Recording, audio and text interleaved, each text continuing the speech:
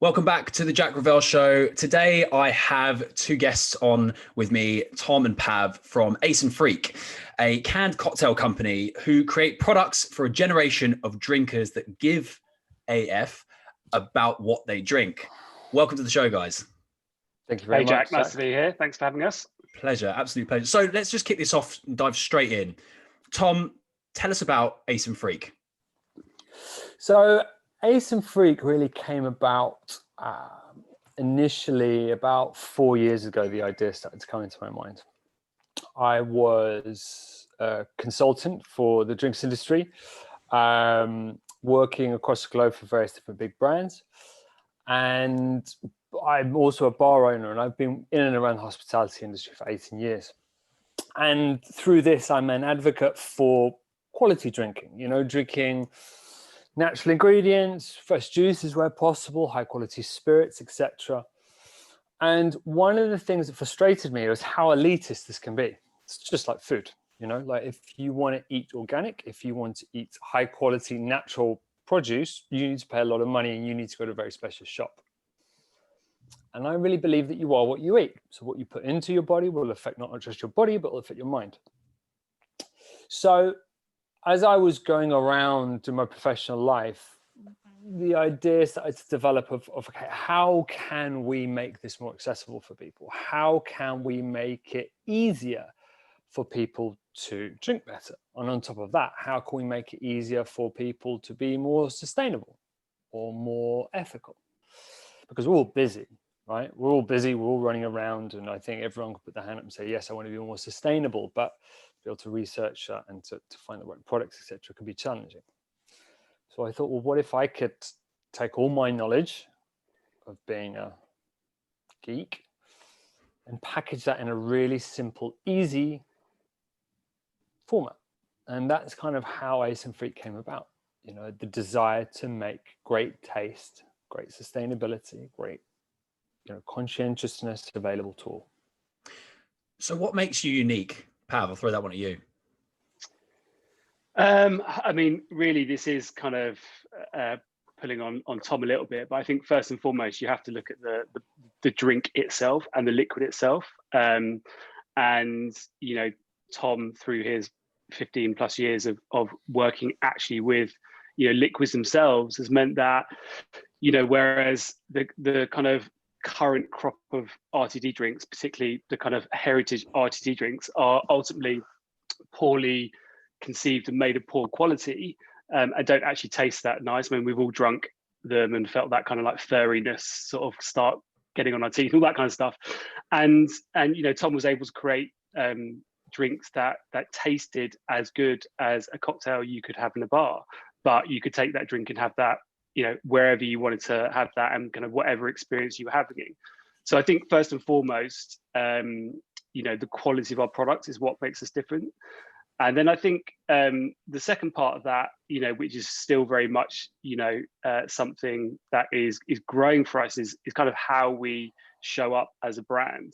And right from the beginning, we knew, and it was kind of part of the idea in a way, is that particularly when you get into an environment where there's large numbers of people, so anywhere outside of a cocktail bar or a high-end bar, the more people you get in those kind of experiences and environments, the less the quality of the drink retains, basically. And if you go to a gig or you go to a festival or whatever it might be, really you might have a craft beer, but that's probably about as good a quality as you get. And certainly when you start getting down into kind of the spirits sort of aisle of that sort of arena, then you've really got no choice, and you're left with a horrible shot of whatever it might be, a whole load of like Coke, one ice cube, plastic cup, etc. So I think quality product, and then actually making sure that we show up in the places where people actually want good quality drinks time and time again, that isn't just beer, basically. So who are that crowd that you talk about, the ones that don't want the styrofoam cup and the one ice cube and the shit spirit and the Coke flooded on top? Who's your customer? Who's the person that, like, when this is on the shelf, are going to go, yeah, that's what I want? I think it's an interesting question, because the product is very much inclusive. I think it is relevant for multiple ages. We are designed for a generation of drinkers that give AF, fundamentally. We find higher concentrations of those people in a younger generation who are more conscientious of what they're consuming, about alcohol moderation, about sugar moderation, about ethical, sustainable pledges, etc. And that's where we've naturally focused. But then we get messages from people all around the country of all different ages. You know, I can certainly say that my mum is a big fan as well, you know. So it is great taste available to all, but we generally do tend to find that a slightly younger generation is a bit more open and caring about what they're consuming. It's a good point, because I think that in the last couple of years, I've noticed, being a 30-year-old guy, that there's been a huge shift in what people drink and how conscious they are of what people drink, in terms of not just the actual substance of it, whether it be ethically sourced or better products, but also the type of drink as well. You're seeing much more craft beers, as you said, you know, more specific types of wines and spirits coming on the market. So do you think that this is good timing for you right now to be launching at this day and age? Or do you think you are ahead of the trend, behind the trend? Where do you think you sit?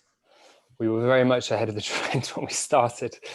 You know, the ready-to-drink category is historically the likes of Smirnoff Ice, WKD. We probably remember Reef, etc. You know, Bacardi Breezers. That hit its peak in the 1990s. You know, Reef at one point was selling 1.2 million bottles a week. That then declined massively. You know, people moved to things like Magnus cider, and then craft beer came along. When we started this, no one was talking about the ready-to-drink category. It was seen as dead. And I mean, my role was to trend forecast for some of the world's biggest companies. So I could see something brewing there, because you could see, you know, changes to consumer habits, convenience, you know, like there's, you know, Deliveroo and the likes in the US there's more restaurant food sold to homes than in restaurants now in the USA, for example. So there's this big trend, and what we could see is that these two are kind of converging. So we predicted that. Now, fast forward to today, the ready-to-drink market is growing 3 times faster than the total alcohol market, and is forecast to grow faster than the rest of it for the next 5 years. So we've been from no one's really looking into this to now it's super hot. Everyone's launching hard seltzers, etc. There's new products coming into the category, which is great, because you know, at the end of it, we're still behind this kind of mission to get people drinking better.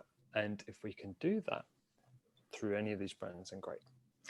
I think Bacardi Breezer and those guys went out the market when plastic straws started to become unpopular. I think if someone can create a metal straw that bends over in the same way, I think they might find their market again. Irresponsible. I was just going to add an additional point onto that, which is I think particularly with the emergence of hard seltzers, which, you know, are ultimately easy to make because it is spirit plus carbonated water. That has meant, you know, the entrance into the market has just become, you know, pretty big. Like if you go onto your Instagram and type in like hard seltzer, you'll get this whole list of, you know, new brands to market.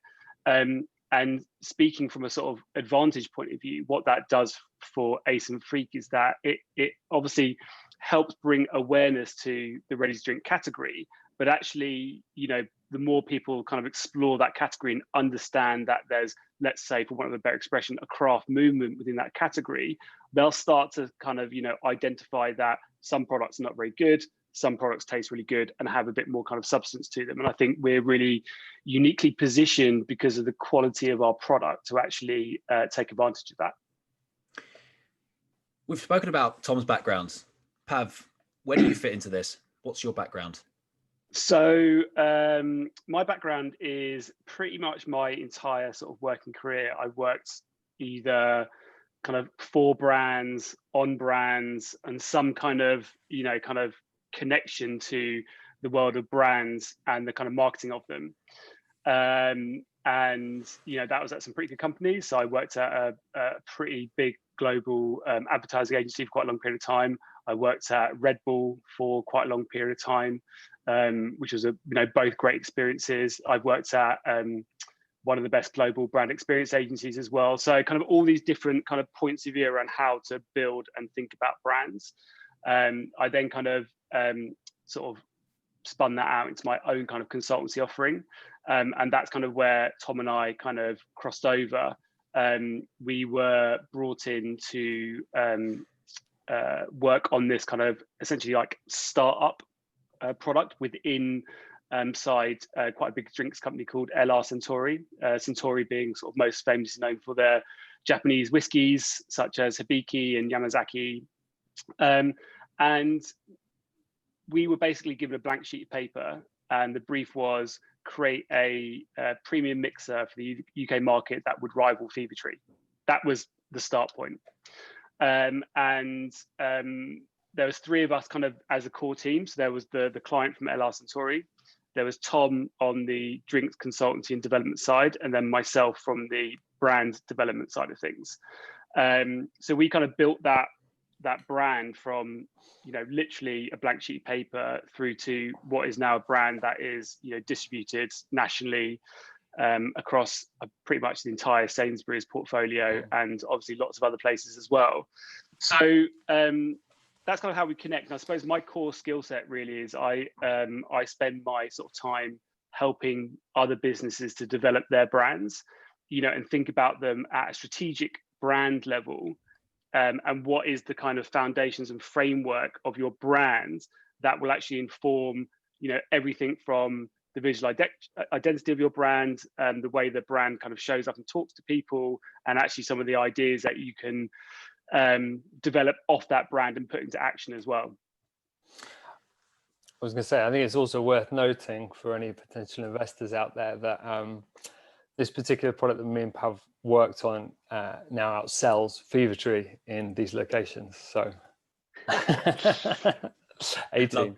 Love that, plugging away. It's brilliant. It's well, you gotta absolutely. I mean, that's an incredible achievement for both of you to have. And as Fever-Tree is so well known, and it's I think when big brands take the limelight like that, it's very hard to knock them off their pedestal. But and sometimes in order to do that, you really have to just be bigger and better. But some people don't actually notice that even though they may have the name that people know, that when you look at the numbers, other products such as the ones you've created are doing better. Well, So I was good. Can I just build on a point there as well, which is I actually part of the challenge with that kind of Merchant's Heart Fever-Tree thing. Sorry, the brand was called Merchant's Heart that we developed. Is that by the time we launched, Fever-Tree were ginormous. They were already valued over £1 billion. They had, trade deals with all of the kind of on-trade places you'd want to have Merchant's Heart, positioned. So actually, you can't outspend that. You have to approach the way that you get into people's headspace in a really different way. An example of that was, the whole Merchant's Heart brand was rooted in the history of Suntory and rooted in Japanese culture, and all of the kind of beauty that kind of exists in that. And one of the things we did as a way of showing how to sort of think slightly differently about how to approach, a market, is we developed a drinks magazine called Kanpai magazine, which is cheers in Japanese. And this magazine was, an incredibly well produced editorial, independent but sort of funded by Merchant's Heart magazine that really dived deep into the culture of bartending from around the world. And because of the quality of it, it allowed us to get into the hands of decision makers in venues that we wouldn't have been able to get into just straight through the front door because of the kind of commercial deals that Fever-Tree had. And actually, this real strong point of difference that showed that the brand was thinking differently was one of the reasons why Sainsbury's actually wanted to take on the brand in itself in the first place as well. So I think that it is really important. Like if you're going into a market which has very established leaders, you can't outspend them. So you have to come at it from the point of view of what is the way that we can cultivate, a following of people that are really passionate about what the product is and what the brand is. David and Goliath, isn't it? Ultimately, yeah. Ultimately, it really is. Yeah, for sure. I think there's a really interesting point on now, actually. Is like, one of the things that I've learned with selling in general, but also with regards to startups, is producing something of a quality that does not need explanation. And, as was the case with Merchant's Heart, you go to a decision maker and you give them this magazine.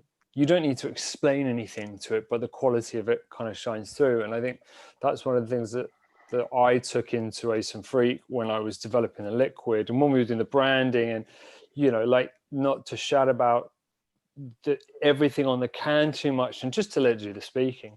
And actually, some of the best meetings and the best customers we've had, we've just walked in and we've just gone, look, have a can, and you give them a can and you just let them taste it. You don't even need to really talk to them about it. People then go, okay, wow, okay, this is different, and just having something that's of quality and that has that integrity behind it is so key. So we've got both of you coming from different backgrounds, so to speak, in similar industries, but different backgrounds, and you've joined together and you've created Ace and Freak. Right? Where are you right now? What is happening in 2021 with Ace and Freak? So when we started this, no one had put all these ingredients together in a can before. So setting up the supply chains and sourcing the ingredients was challenging. It was a lot of legwork, like as Pav said, to make a hard seltzer, you can go to one company that can mix all the ingredients for you, source all the ingredients and put it in a can for you. And we've taken the long, hard route, which has resulted in a better quality product, but it's been quite long. So it's been quite a long time coming. We were due to launch in 2020 across 40 music festivals, all guns blazing. COVID happened. Big time for reflection, actually very benefited us a lot to really take the time to reflect. And this year we're keen and ready to launch nationally. We've just picked up UK national distribution.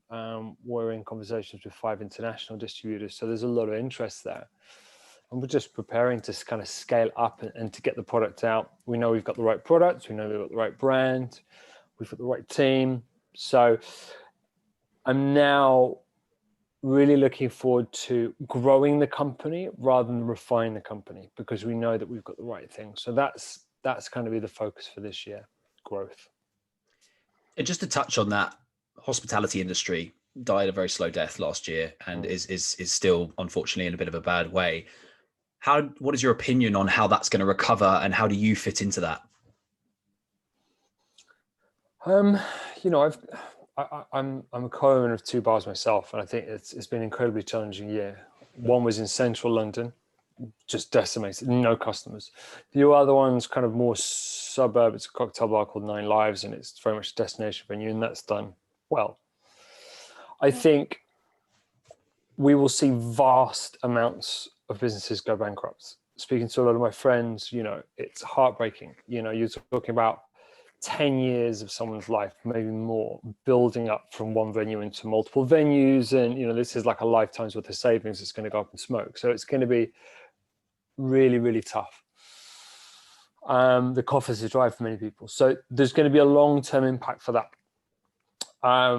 The way that I view it, though, is that it will be a slight cleansing. It's like, in the savannah when the wildfires come, and then after the wildfires, you get all these flowers popping up. And it is going to be like that.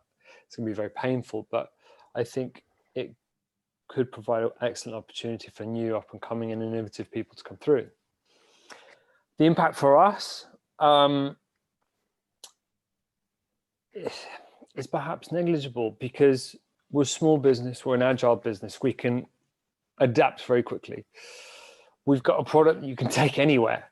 Like, you can drink this in a field, you can drink this on a beach, you can drink this on an aeroplane, you can drink this, you can drink this anywhere. So for us, we don't necessarily need a particular setting. Yeah, I mean, just to build on that, ultimately we're an FMCG product, so we're not kind of a product born from.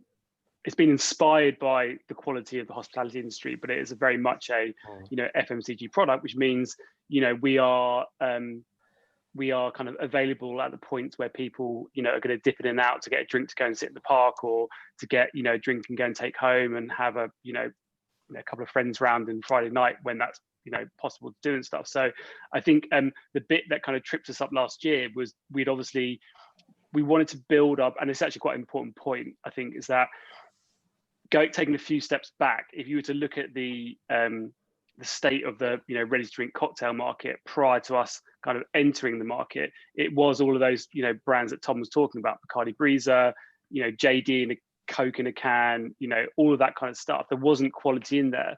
And we knew that in order for us to kind of succeed long term, we had to build and still need to build equity in the brand and kind of help people reevaluate, what has been a very poor quality stagnant category for a number of years. So for us to have launched and gone straight into a retailer would have killed us, because one, we would have been in the same place next to a JD and Coke and Bacardi Breezer, and there wouldn't be enough consumer education to understand that we are a better quality product. So we would have had to work so hard to kind of work in that environment. So our decision really early on was going, right, we're going to build the brand in the places where the product makes most sense, and the product makes most sense in the moments that matter to people, where they're having a good time, whether that's a festival, a gig, whatever it might be. And if we can build the brand in those environments, that's when people will start to actually go, okay, this is a brand for me because it is part of my, lifestyle and part of my repertoire. The thing that obviously tripped us up, or tripped everybody up, was that suddenly we had a whole business plan built around festivals, and actually the kind of more kind of grocery-led distribution was still a priority, but it wasn't our kind of number one priority. So when that whole kind of ultimately kind of like revenue stream was removed, we had to really sort of turn things around quite quickly and reframe our business strategy for that year. And Tom and the guys did an incredible job at sort of making sure we could kind of survive through that period. But the reflection point was actually, yes, that brand equities building stuff in festivals and that kind of stuff is still really important to us, but we can still build a really strong grassroots brand through independent groceries and that kind of distribution network.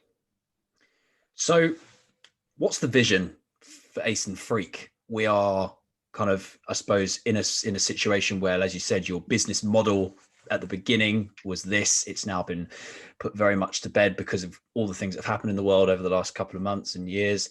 What's now the vision for the next 2, 3, 5 years moving forward? Very simply, there was a craft revolution in the ready-to-drink market, which we have seen in coffee, which we have seen in tonic water, which we have seen in beer, and our intention is to lead that. We're not going to beat around the bush. We've got big plans. We're in a good position to do this, and yeah, that's the vision. And to make this a household name, and a trusted name, really, and something that stands for quality, and you look at other similar businesses that have spearheaded their own revolutions, whether it be Brewdog, whether it be Fever Tree, doing this with integrity, doing it with love, doing it with passion, care. I think that those are the things, and to us, these are really. I mean, I think Brewdog is, it's very commercial, but what an admirable company. Like negative carbon footprint imprint. Stick to their guns. The way that they pay their team, the way that they act as a business is very admirable. And for us, I think there's more than about just making money, and we're very passionate about sustainability. We haven't got the capabilities yet, but since we've started, we've reduced our carbon footprint by a third. So, we are aiming to be part of this new generation of businesses that are able to, through their footprint and through their growth, able to make an impact outside of their industry, whether it's through sustainability. We support a great charitable initiative called the Great Oven that build community ovens for displaced people, and they have ovens in Lebanon, both work in Beirut to feed the the homeless there who've been displaced by the blast, and also in refugee camps, and we support them. So for us to be able to have this impact, both ethically, both sustainability, is a really important part. Pav, what challenges do you see coming up on the horizon that you can prepare for now? That we can prepare for now? Yeah. Well, I think ultimately this space that we're in is going to get busier and busier, and we are very cognizant of that. I mean, every week we are sending around, here's another new seltzer brand, or here's another new RTD, and all of that kind of stuff. And I think you can get lost in competition, and you can let competition distract you. But actually, I think competition within an emerging category is a super useful thing to happen. So I think for us, it's actually doubling down on what has made us connect with people at the moment. So it's making sure that where people are having a great moment, we can be there with a great drink. And that, if we can do that, and if we can get into people's kind of sort of mindset that we are a drink for that occasion, then I think we'll be in a really good position going forward. We are really lucky because we have Tom in the business, and him being an expert in creating great liquids, that we have that creativity and dexterity to be quite reactive and actually look at trends that are on the horizon within drinking. So whether that's kind of like CBD drinks or other types of mood-based drinks that might be coming in, and look at how we can actually bring that into our kind of our world of drinks as well. So I definitely think over the next 2 to 3 years, obviously we talked a little bit about before we came on air about the non-alcoholics. That's a huge opportunity for us. If we are known for being a company that tastes great, then tasting great, whether that's kind of alcoholic, non-alcoholic, CBD based drinks, that doesn't kind of matter. We just want to be known for being a great tasting drinks brand. So I think the tricky thing that has been really difficult for us is we're a startup team, and we are sort of wearing lots of different kind of hats. And we are sort of in this world where we need to constantly be kind of active and constantly, being visible to people, particularly with the kind of demands of sort of social media, basically, how you have to play that game to make sure that you are continually being visible. If I would love to, in a different lifetime, I would love to actually be able to build a brand, not having to use social media, because I just think it makes people behave in the same way from a brand perspective. And I think one of the things that I really want to sort of focus on is actually developing, content that actually is of value. And, whether that value is giving someone a laugh or being informative or whatever it might be. But I'm really anti brands that just throw the same old stuff out there. And, drinks brands, I think, are traditionally really bad at communicating to people, basically being able to say something of interest. Brewdog obviously do an incredible job of that in many different forms, and I think it's something that takes real consideration, real time, and making sure that you have a really strong point of view and tone of voice that you can sort of put out into the world and connect to people with. If you were to go back to the beginning and start again, what would you do differently, Tom?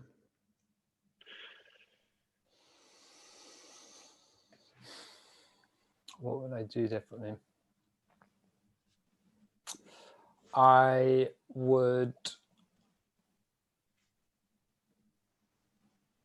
think a key thing is we've built something that wasn't known before. I think fundamentally, the biggest thing that I wish I had at the beginning was a little bit more awareness of the multiple areas and the multiple skill sets that are required within the business.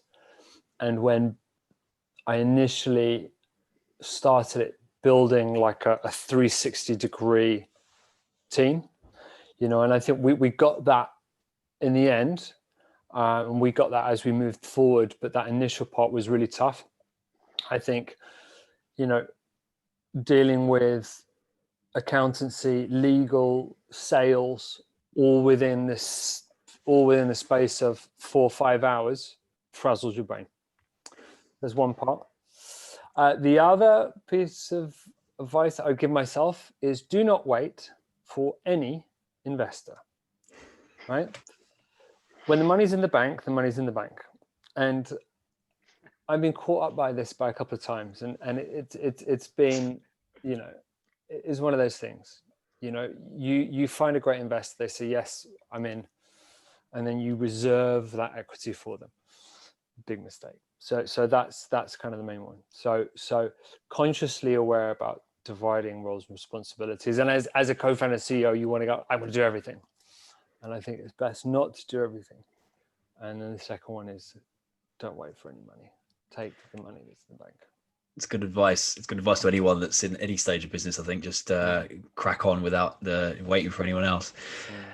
And what about you, Pav? Have you got anything that you can think of that given your time again, and if you were to reverse the clock and look at what you've done, what would you do? Well, there's a few things. I think on a similar tip to kind of where Tom was coming from, I think, you know, if you had a magic crystal ball, you probably would have, I think, underpinned our overall business strategy with a little bit more robustness at a kind of grassroots sort of grocery distribution level, so that, you know, when 2020 did happen, we weren't, you know, all of our eggs kind of in one basket that has just kind of been kind of completely wiped off the board. But, you know, with all of those things, you know, as Tom mentioned earlier, you learn, you know, a huge amount as well. I think, again, on the investment tip, I think you need more than you think you're going to need. I think that's just a reality. And I think we, you know, it's as you know, Tom would have bore the brunt of this more than anyone in the business, but it is an incredibly time-consuming experience. And, you know, you are kind of beholden to kind of other people's timescales when you've got your own timescales kind of work to. So it is a really tricky balancing act.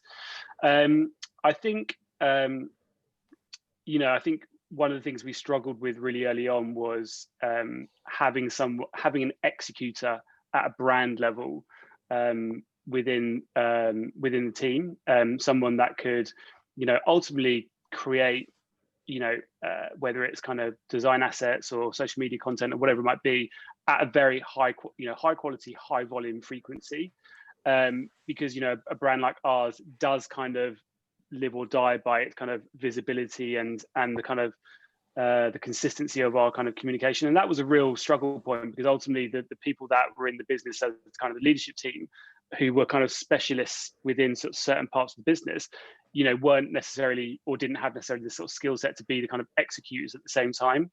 So I think that that is really important. And actually, when I do a lot of the brand development I do with other brands, particularly if they're a small startup brand, I literally ram home the point: find someone now who is going to be in-house developing your brand content on a regular basis, because if you don't, it will really trip you up, and you won't have that quality of and frequency of execution that you need, I think, to kind of make the brand visible and live. The other point as well, and this is a personal point for me, you know, again, my core job, you know, is to basically develop brands for people, to help them find out what their values are, what the kind of mission is of the brand, and all of the kind of architectural elements that are kind of the bedrock foundation of a brand. And, you know, I would consider myself relatively good at that. And part of me being good at that is the perspective that I can bring into that business from not being attached to it, and going, actually, I challenge that piece of thinking, or have you thought about it from that point of view? And what is really interesting is when you are then in your own brands, you lose that sense of perspective.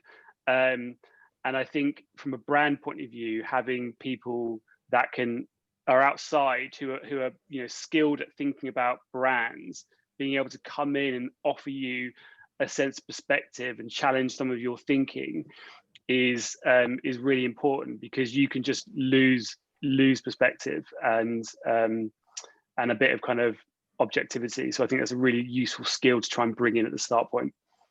Disassociating yourself from anything is a real challenge, because you have to really think about what, I learned this expression a couple of weeks ago, which is you are standing on a mountain of value, but it's how you disassociate yourself from that value to see it is the challenge. And you think everyone has this thing called proximity bias, which makes them realize that Totally. actually it's only when someone else points out what you're good at that you realize you're good at it. And so I think it's great absolutely. that you've got skill sets in areas that Tom doesn't. Tom's got skill sets in areas that you don't, and you can use each other to bounce off those ideas. And I think that the key to what I've picked up from your relationship is that you consistently have to challenge each other on those ideas, because if that's where you're taking a brand new product into a brand new market that you're aiming to lead, there's going to be no one to copy. There's no blueprint to follow. That's just going to be like, what do you challenge in this? What do you think of that? And I think what you guys are doing is great, and I'm excited, super excited to see where it goes. Yeah. If I can build on that point as well, sure. I think one of the greatest values of having a very clearly defined brand, and again, I'm not talking about the kind of visual aesthetic of the brand, I'm talking about the kind of strategic framework of the brand, is if you've gone through a process of developing that, and you as a team have gone, yep, that's really good, that is going to guide us as a business and inform how we make decisions about the business moving forward. What that does is it then becomes, to your point of what you were saying sort of just a second ago, it then becomes this thing that isn't you, and it's not me, it's not Tom, it's not whoever else in the business, it's the brand, it kind of is the business. And you can challenge each other off the foundation of what you've developed as that brand. So it takes a little bit of the kind of subjectivity of the conversation, because ultimately you're just a load of people sitting in the room going, my opinion says this, no, my opinion says this. And actually, if you've got something that is your foundational sort of guide rod, it makes it much easier to kind of have those conversations around. Finding that North Star, isn't it? It's having that North Star that you all follow. Ultimately, it doesn't matter whether you go up and over the mountains or through the rivers, you're gonna ultimately get this. It's that mental model of map versus terrain, isn't it? You can look down on a piece of paper and go, this is our brand, Ace and Freak, we're going here, we're going there. But then actually when you go and do it, holy shit, there's more bramble bushes than we thought, and the road wasn't where we thought it was, and bang, you start getting, and that's the journey. I like that. And I think like that. is sorry, I was going to say quickly, I love that over the mountain and or through the rivers analogy. I think is a really good way of visualizing it. It's yours, you can have it. I think for us, this is one of the benefits, because we've kind of, we've spent a while refining the brand while we're small. We've made our mistakes, and when we've made a mistake, we've got a definitive no. And I think sometimes the danger is when you get something right the first time, you don't know if that's the best option. And actually, when you start to refine it with these small mistakes along the way, you then start to build something that's robust, and you have definitives in there.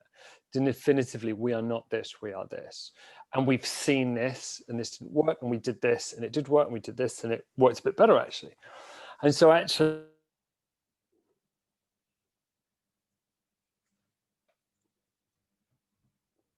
got the support, we've got all the right people, we've got the product in the right place, the brand in the right place.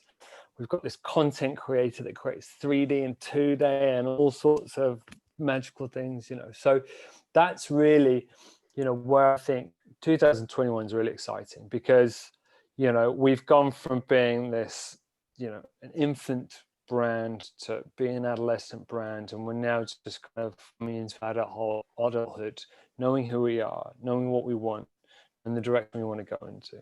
And that, to me, is what makes this year really exciting. Just on a final one, and I'd like to leave the listeners with something as well, which is, I'm going to ask a question to both of you. What is the one thing you want people to remember Ace and Freak by? I'll start with you, Pav. I think if someone was to go, what is Ace and Freak? If they came back and said, great drinks for good times, I'd be really happy with that. Perfect. And Tom? Tasty as fuck. I'm going to say, the thing that makes me happiest is not even really, when people try the drink and they'll say something like, wow, and this happens quite often. The people just go, wow, And actually, sometimes even they just remember that sensation. That's a much better answer. I'm saying tasty as fuck as well. Yeah. My first one. I'll edit yours out, Pav. No, I was just going to say, actually, if we can just pick up on that, we've obviously brought this kind of AF as a kind of device into our kind of brand language. And it was interesting how that came about, because you could, if you were in my kind of like, let's say, brand strategy world, looking in at our brand and sort of seeing that stuff, you could sort of look at that and go, oh, that's, some sort of marketing, whatever. But actually that just came from a really kind of off the cuff conversation we were having about the brand and the product, which I think is often sometimes when you get those real little moments of genius, and it kind of just stuck basically. And then this kind of Taste AF just kind of now exists as our kind of like, pseudo proposition, sign off, like tone of voice, all of that kind of stuff. It's been really a really useful thing to kind of happen as we've kind of evolved the brand over its kind of lifespan. Tasty as fuck.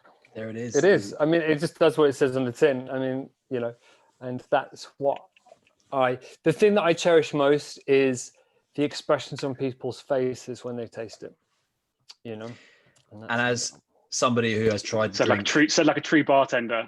Absolutely. Yeah.